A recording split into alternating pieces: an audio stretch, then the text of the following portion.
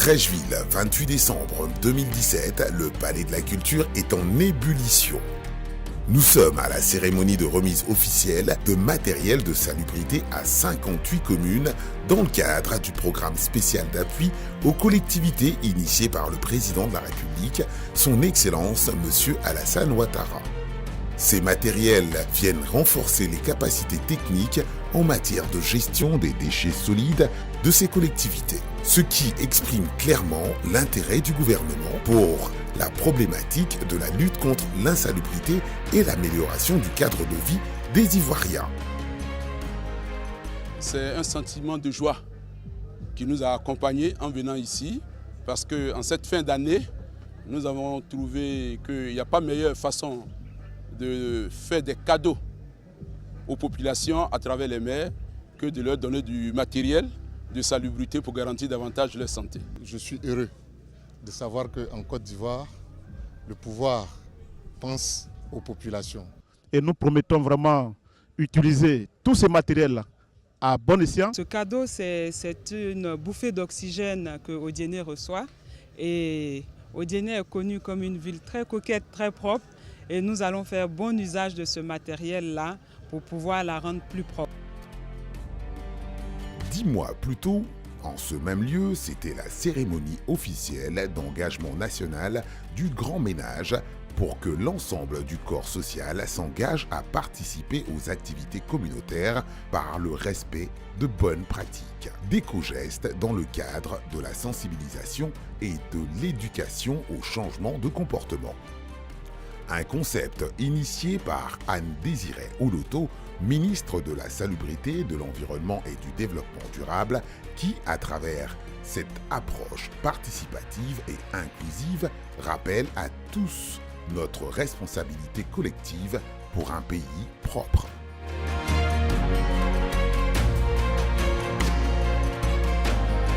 Elle a multiplié beaucoup d'actions qui ont contribué à l'amélioration de la propreté et de l'esthétique des villes et communes de Côte d'Ivoire. On peut citer entre autres la finalisation de la réforme du secteur des déchets solides, l'association de la notion de propreté à la collecte et au transport des déchets solides, la promotion de l'économie circulaire avec le tri et la valorisation des déchets solides ainsi que la création d'entreprises et d'emplois verts. La délégation du service public de propreté du district autonome d'Abidjan à travers un appel d'offres international. La construction en cours de centres de transfert, de centres de groupage, d'un centre d'enfouissement technique dans le district autonome d'Abidjan, optimisant ainsi la collecte avec, à terme, un taux devant atteindre 95% et de réduire les coûts de transport.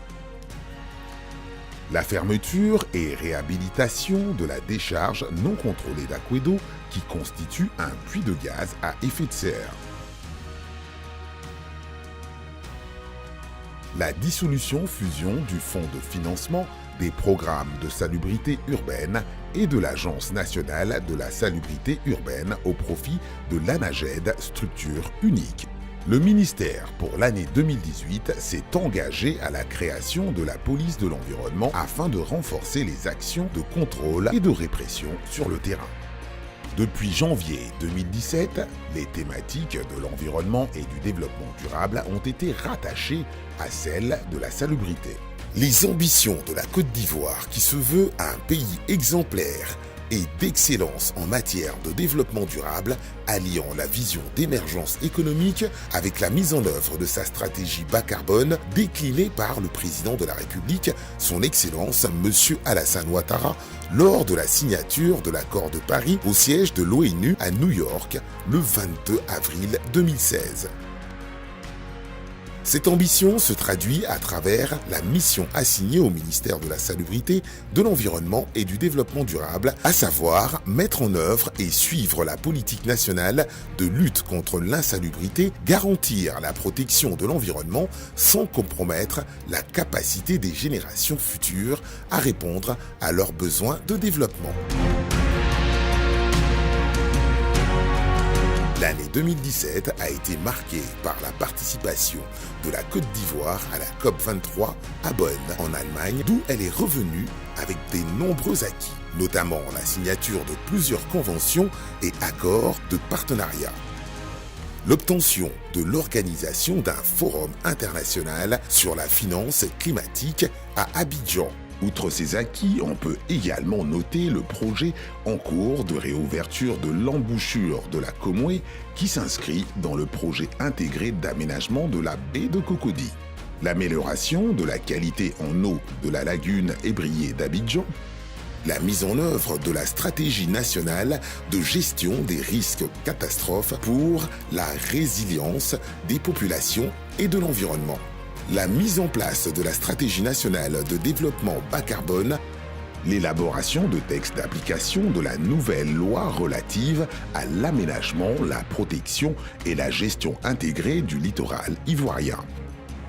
Aménagement et protection des zones côtières pour une résilience des populations et des biens contre les risques littoraux et les changements climatiques des départements côtiers San Pedro, Grand Laou, Abidjan et Assini.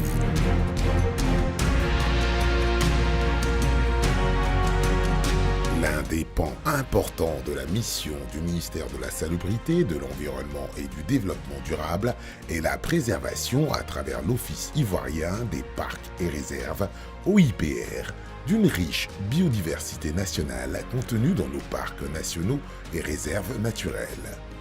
Au nombre desquels les parcs nationaux du Banco, de la Komwe, de Taï et d'Azani, où la pratique de l'écotourisme est aisée. Les actions entreprises à ce niveau ont valu à la Côte d'Ivoire le retrait du parc national de la Komwe de la liste du patrimoine mondial en péril. Malgré les difficultés rencontrées au cours de l'année 2017, nous notons de bonnes perspectives pour 2018, à savoir le projet d'aménagement de décharges contrôlées dans 10 pôles économiques du pays.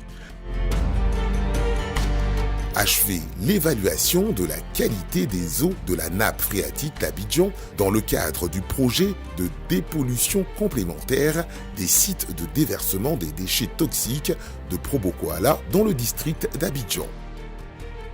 Finaliser le plan national stratégique de gestion des déchets solides.